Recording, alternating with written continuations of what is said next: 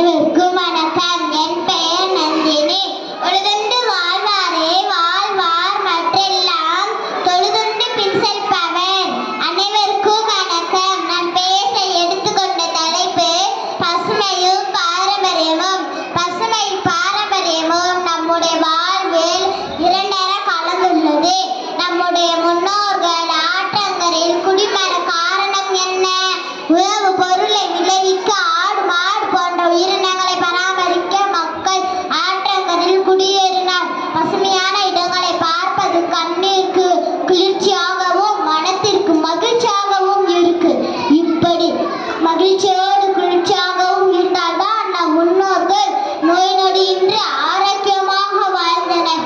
மணிநீர் மண்ணு மலையும் அணிநிலை காடும் உடையது அரண் என்கிறது குறள். நீர் மண்ணு மலையும் காடுமே நம் நாட்டிற்கு பாதுகாப்பு. பாரம்பரியம் என்பது நம் பண்பாட்டின் ஆணிவேர். பாரம்பரியம் மாறினால் நம் பண்பாடு அழிந்து போகும். உலக அறங்கள் நம்மை தலை நிமிர செய்வது நம்முடைய பண்பாடு கலாச்சாரம் தான். நம்முடைய பண்பாடு